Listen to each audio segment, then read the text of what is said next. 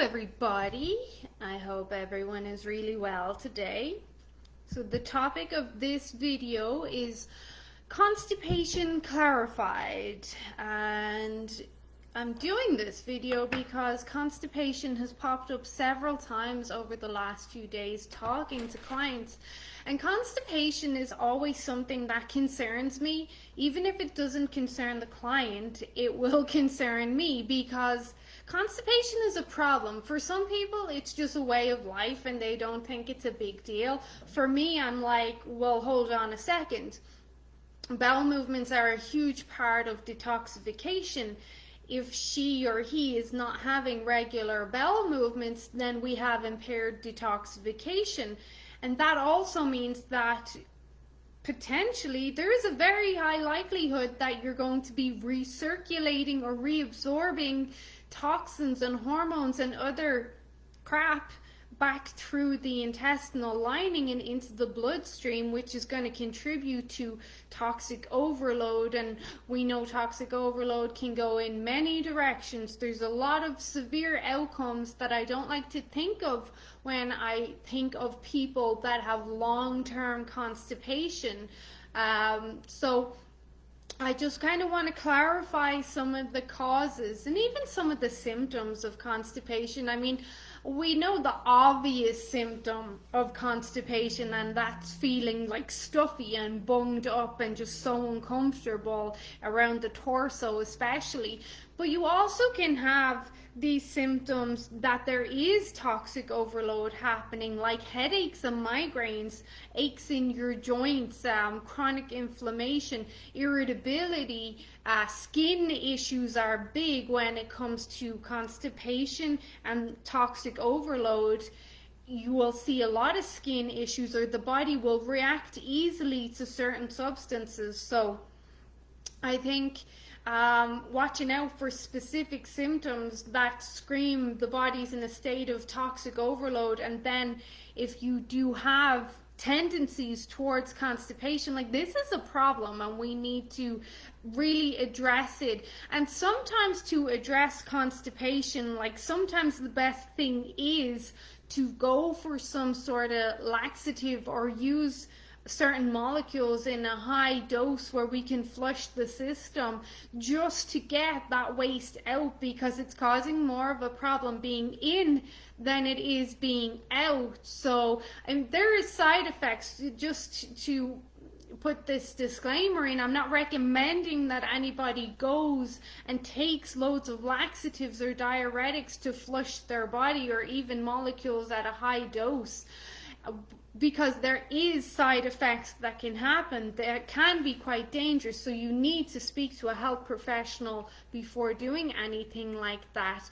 But what I am trying to drive home the message is that it's better to get stuff out than get it in. So when we look at the other side of the coin with like diarrhea, and diarrhea is not obviously ideal. Diarrhea will do a lot of damage to the gastrointestinal lining and even to the colon.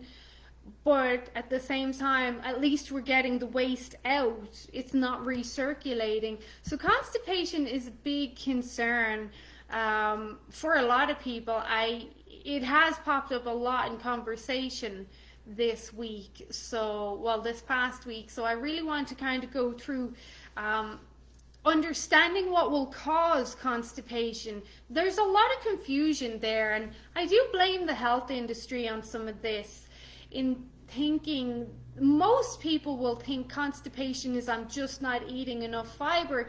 The majority of the time, that's not that. When we see diarrhea, that's usually the fiber issue there. And yes, taking more fiber for some people can help them, but that's generally something else is at play there. When we see constipation, the first thing that we're looking at is hydration.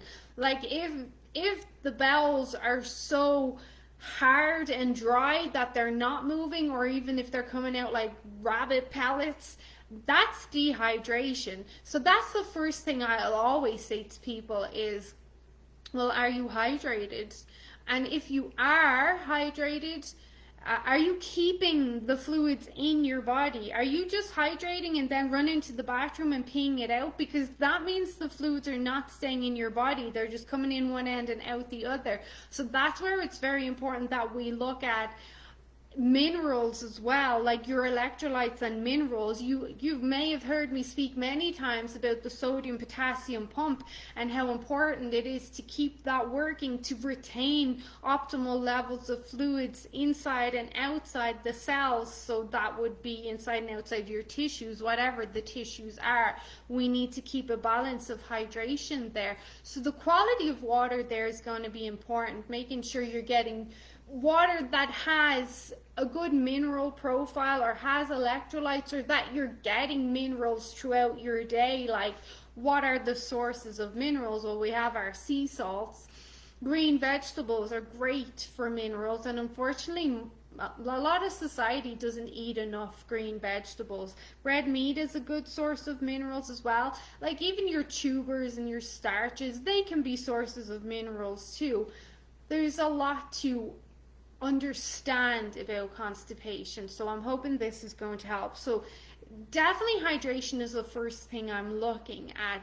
And then when a client says, oh yeah, I drink a lot of water or teas, or my hydration is good, of course I'll ask, because I'm trying to consider their height, their weight, their lifestyle.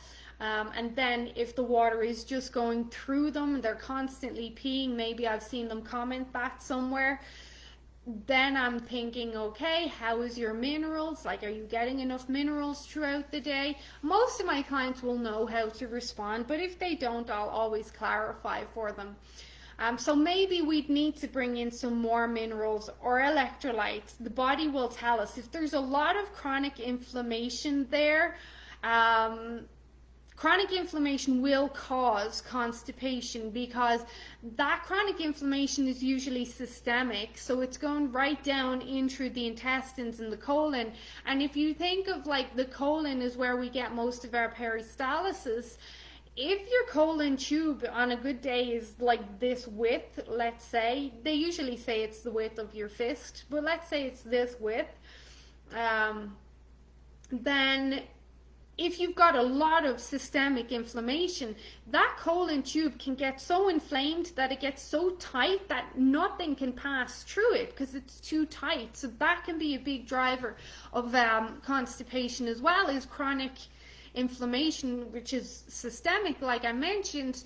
One thing that can really help that is having that added benefit of minerals and electrolytes, because inflammation, especially if it's chronic, is a stressor. It's very stressful to the body, and I've always spoke about the first nutrients or elements that you're going to burn through when you're in a state of chronic stress, which could be inflammation, which could be like chronic infections. That would be a stressor on the body. The first elements you're going to burn through there are going to be your minerals and your B vitamins. Like, minerals and B vitamins, these are the first things we're going to think of when we're thinking of constipation generally. So if you bring in minerals or electrolytes, that's going to help with the inflammation as well. That can really help a lot with this constipation. Minerals usually help a lot with inflammation, because again, your body's in this state of stress. It burns through the minerals very fast, and pretty much every function in your body requires some sort of minerals as a catalyst, or for that metabolic function to happen on that tissue. So minerals and electrolytes make a huge difference to inflammation of the muscles, especially. I see this a lot. So helping people recover from delayed onset muscle soreness or DOMS, like whether or not that's post workout or post hike or just having achy muscles, adding in a good electrolyte can really go a long way there. And then that will also help with the hydration because you have the sodium and potassium in the electrolytes. You help to balance out the sodium potassium pump, which can then help with your body hydrating properly. So those are usually the first things I look at for when I'm looking at constipation, like, because they're kind of low hanging fruit. And then I will start to look at magnesium. Magnesium can be great because constipation, again, if you're always in a state of tension and you're stressed and there's anxiety, these muscles around the colon, they can contract. And magnesium is a muscle relaxant. So magnesium will help relax these sphincter muscles and help with the peristalsis to just move everything. So that's why you'll hear people taking high doses of magnesium and it'll help them have a bowel movement. But you have to be cautious if you're going to be doing stuff like this. You're going to lose a lot of fluids and minerals, so you have to be replenishing them or you're back to square one. So really, I think having minerals and electrolytes and like a good nutritional template is a fix-all for most people. So the inflammation, and I mentioned infections, people who have chronic infections, and that could be either SIBO or yeast infections or something else going on, they can experience constipation as well. So as we go on, you're going to see for constipation, it's not usually just one thing that's the factor there. There can be multiple things that are causing your inflammation or your constipation. That means like you may not be able to just do one thing and get a fix. You may need to do multiple things to see an improvement there. So I really think hydration and nutrition are going to be your first points as well. So if you have stomach acid or enzyme issues, so even bile issues, if you have low production of all of these, that's going to contribute to constipation as well. How do we usually get low stomach acid and low enzymatic production and even bile production issues? The biggest thing there is going to be stress, because stress is going to pull signals and blood flow away from the areas that would produce stomach acid and bile and enzymes and redirect it to more important areas for survival because we're in a stress state. So stress is a big one. Whenever I see low stomach acid, I'm thinking of the person and the type of stress they have. And then enzymes will be stressed, but it can also be influenced by not chewing your food enough or having vagus nerve issues or drinking too many smoothies or juices or liquid calories and not chewing and biting and crunching enough. That will affect enzymatic production as well. Age can affect it, but there's ways around that. And then bile production. You will experience bile issues again if there's stress, but also if you have a poor diet, if you're sedentary, if you don't get enough greens, you will have interruptions in bile there. Green vegetables are very important for binding to bile. So the fiber binds to bile and helps get the bile out of your body. If you're not producing and excreting bile efficiently, that's where we start to see blockages and inflammation, and then gallstones start to happen. So green vegetables are really important. Green vegetables are also a source of magnesium too. So you can see straight away, if you're already increasing your consumption of green vegetables, that can help a lot. And green vegetables, raw vegetables, are a source of enzymes. So you're also getting enzymes in there as well. And enzymes are important for so many things, not just digestion and pooping. Enzymes are directly connected to longevity and good health and all of the good stuff. So we have to look at the production of all of these different acids and enzymes, and one part of that could be, like I mentioned, poor vagal nerve function, which a lot of people have. And there's some easy ways to fix your vagus nerve. Apple cider vinegar is one of them. I'm sure everyone's glad to hear that. Singing and chanting and humming and gargling, they're ways.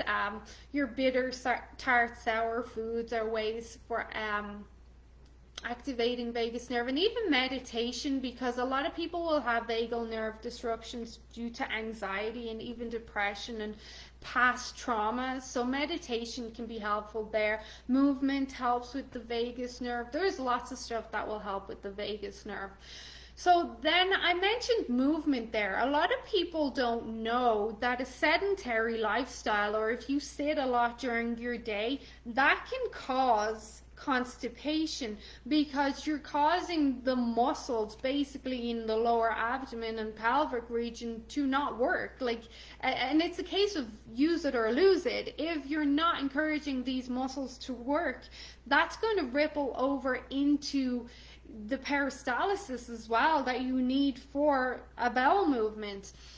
And I've posted research to be around the connection between IBS and gas and bloating and having weak core muscles. So when you have strong core muscles, or you do a lot of abdominal exercises, this can help with gas or bloating. But a lot of people, including myself, and I'll recommend this to my clients, if they haven't had a bowel movement, say in the morning, and they want to have one, if they get down on the ground, they start doing some abdominal exercises, maybe some crunches, some scissors, some bicycles, whatever it is, that's enough to massage those bowel muscles and encourage peristalsis. And even halfway through your abs routine, you can be like, oh, I got to go to the bathroom. So it can be very effective for people.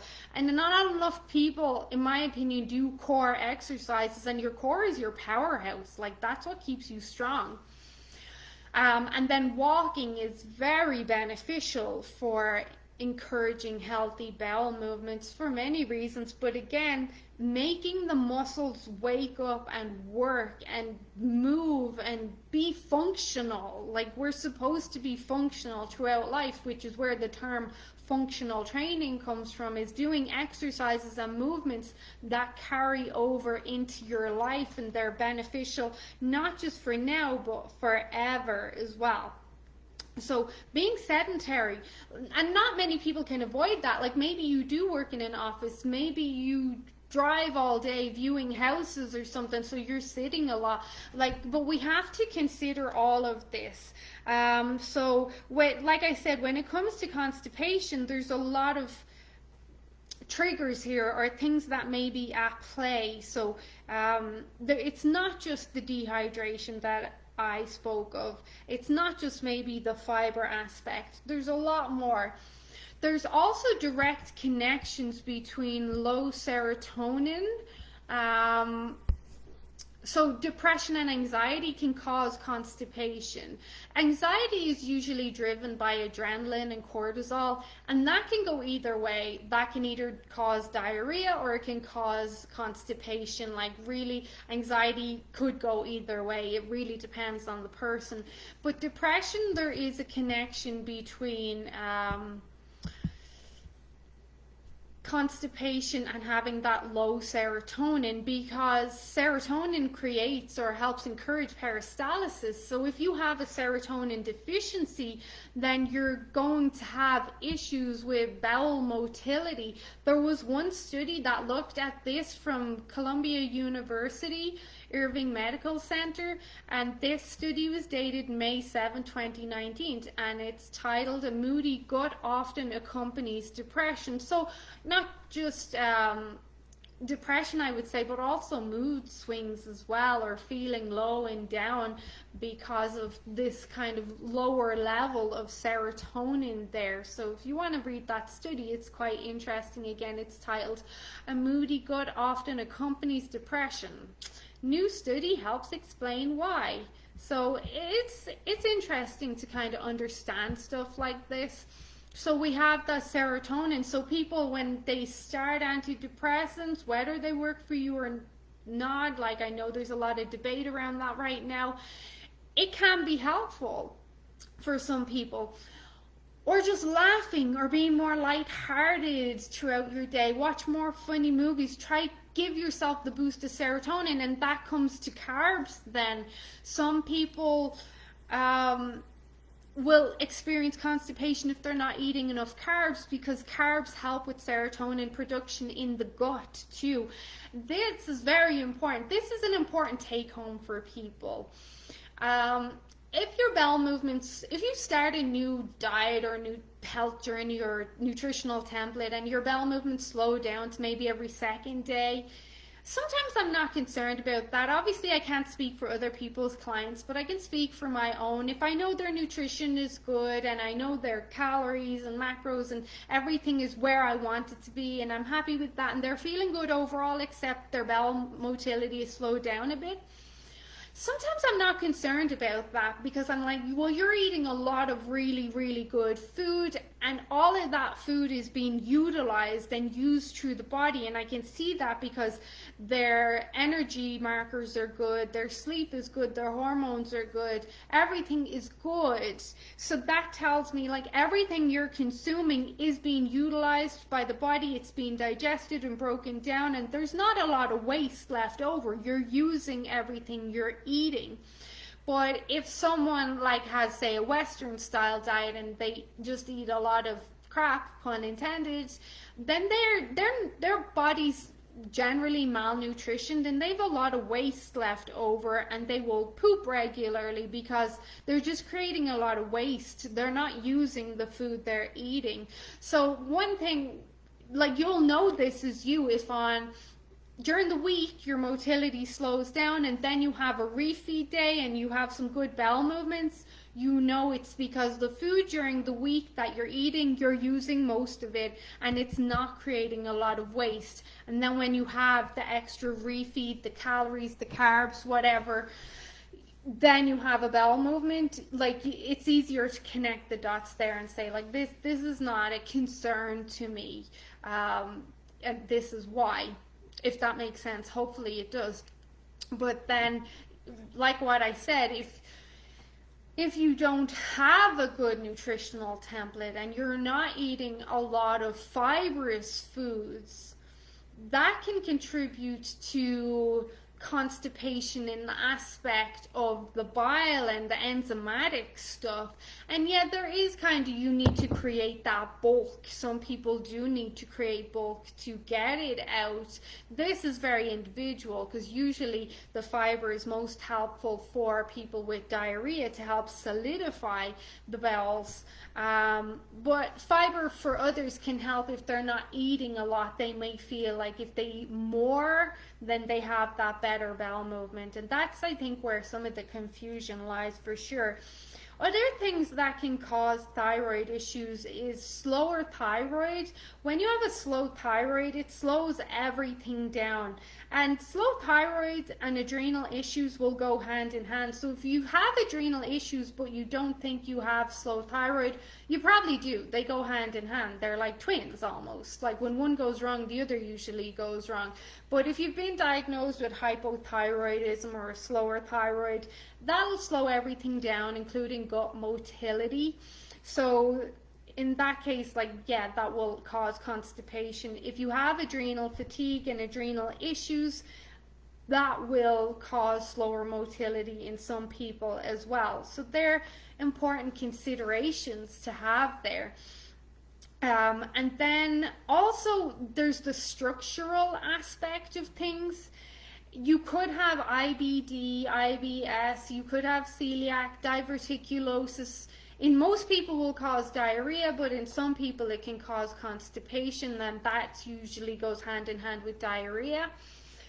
Gluten sensitivity can cause diarrhea or constipation, but if there's structural damage, maybe you've got a twisted colon or something, that can obviously prevent the waste from moving easily through you and out of you as well. And a lot of the time with these structural issues, you need a diagnosis through like a colonoscopy or an MRI. They're usually going to be the best for giving you the diagnosis of like a twisted colon or diverticulosis or something like that. MRI is a good one for those. They're a bit harder to diagnose with an ultrasound for sure. And then hormones, low hormones. So people with higher hormones, especially estrogen, they can get a lot of diarrhea. But if you have lower estrogen, um, that can cause the other thing, and that could be the constipation too. So a couple of things like I will do with my clients, I'll always look at the hydration. I look at the amount they're eating, because sometimes it is what I said. It's like, well, for the amount you're eating, you're using it all for energy and cellular function. I'm not concerned if your bowel movements have slowed down a bit, if we see them pick up when you have a cheat meal or a refeed or something. This is not concerning to me. For other people starting a new journey or template, it can just be transitioning and getting them taking more minerals, because as well, most people are coming off a Western style diet where they're having more sugar or carbs, and sugar and carbs causes the kidneys to, like, it causes insulin response, and insulin causes the kidneys to retain minerals too, so you lose a lot of minerals. If you go lower carb, you lose a lot of fluid retention as well, so with that fluid you're losing a lot of minerals. So sometimes when a client starts a new protocol or template or diet or whatever you want to call it, clean eating, whatever you want to call it, they usually are transitioning from a higher carb to a lower carb diet, and there we see the fluid and mineral loss. So it's just kind of rebalancing that out can really help with their bowel movements. And then encouraging people like to walk. You know, people's lives are stressful, they're very, very busy, and when you get home in the evening, a lot of people, the last thing they want to do is go for a long walk after dinner, because they're tired, they want to put their feet up. Like, I get it, but on the tail end of that, they're paying the price in other ways. So even just squeezing in a 30 to 40 minute walk in the evening can return dividends. It like really can pay off for you. So it is not, I don't want to say it's a matter of priorities, it's a matter of education and understanding. Like, I understand you're tired, I get tired, it's been a long day, but maybe this walk in the evening is going to be what's going to help you have more regular bowel movements, and that's going to prevent toxic overload and prevent aches and pains and headaches, and then all the other stuff that could occur if you're not having regular bowel movements. So it's just kind of educating people and helping them understand, like, everything is so important.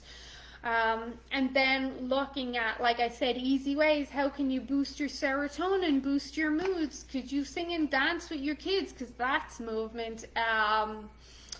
Could you watch some funny movies? Could stuff that makes you happy, like, do it. So I've said it 5 times now, there's a lot to be considered with constipation, but these are what I'll look at. So hydration, then nutrition, then okay, are we getting enough minerals in there? Can I bring in some electrolytes? Maybe I just need to bring in some higher dose magnesium for a few weeks till your body balances out, and then we can lower the magnesium. Some people with extreme constipation might do higher doses of vitamin C. Vitamin C pulls water into the colon, so at that stage you're encouraging dehydration as well, so you have to replenish that. It can work for a lot of people, and vitamin C has a lot of research of being anti-inflammatory in the gastrointestinal tract, so if there is some inflammation there, that's going to be really beneficial too. So I will look there, and then I will start to consider the chronic inflammation. Is there infections? Is there something else? You have to start like looking at other biomarkers as well.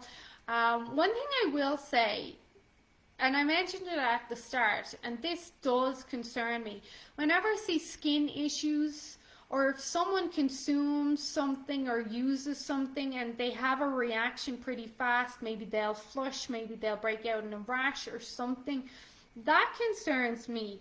The first thing I ask is, how are your bowel movements? And then if the client says, well, not good, like a client recently said every 3 to 4 days, and I'm like, well, you're in a state of toxic overload. If you consumed, we'll say red wine, for example, and you broke out in a histamine reaction and a flushing reaction, yeah, there's potential other things at play, but most of the time it's because your body's just overloaded with toxins. Or a client recently had dyed her hair and she broke out in a rash. And again, she was not having daily bowel movements. I'm like, when did this start happening? When did you start reacting to the hair dye? When did you start having bowel movement issues? And then I'm looking at other symptoms. Do you have aches and pains? Are you getting headaches? Do you feel thirsty? And that would tell me, like, at the core there, the bowel movements are what needs to be addressed. But why is there bowel movement issues? Is it because she's not eating enough? Is it because of anxiety? Is it dehydration? Do we need magnesium? So I hope this helped you understand constipation and all the different factors there and some things you can do about it. Like, give the ab exercises a try. That works pretty well. Those of you that have had new babies with constipation, if you massage around the belly button, I think it's anti-clockwise or clockwise, it's been so long since I've had a baby, that can encourage the peristalsis. It's the same idea with abdominal exercises as well. So your crunches, your leg raises, your bicycles, all that sort of stuff. That can work for a lot of people. Or if you reflect and you're like, my lifestyle is pretty sedentary, that could be a key player. Like I said, am I eating enough? Am I going every other day? If I'm eating enough and it's very nutritious, then if it's just slowed down, then okay, this could be an indicator that I'm using everything I'm consuming to heal and energize my body. And then, like, are my minerals good? Am I hydrated? If I'm drinking a lot of fluids, am I constantly running in and out of the bathroom? That would tell me maybe I'm not hydrating properly if it's just running straight through me. So yeah, I really hope this helped clear up or clarify a lot of the confusion around constipation. If you've any questions, pop them below and I'll keep an eye out for them and I'll respond as best that I can. But I feel that the topics that I've touched on now with the hydration and the fiber and the movement and the serotonin and potentially the structural issues are really the main ones when it comes to my clients. That's really where I see the bigger problems. Infections are rare, like chronic infections are rare, but they do happen. And then the SIBO and the IBD is a bit more common. But these are the areas people need to attend to when looking at constipation. And if you've tried all of this and you're still not seeing improvement, then you reach out to your health professional and you start looking in other areas or asking for more support. So I hope this was helpful. Any questions, then let me know. Brianne, at the smaller dose of 1000 milligrams vitamin C, do we need to worry about? No, most people don't. 1000 milligrams is you will urinate whatever you don't use of that out, but you're going to use most of it because vitamin C gets used for a lot, and vitamin C will get used when the body is stressed. It'll get used for hormones, it'll get used for inflammation. It's when we start going into doses of 5,000 and 8,000 and 10,000, that's where the concern is. That's where you will literally get diarrhea. So yeah, no, I wouldn't worry about 1000 milligrams a day at all. Okay, I hope that was helpful. I'll chat to you guys soon. Bye.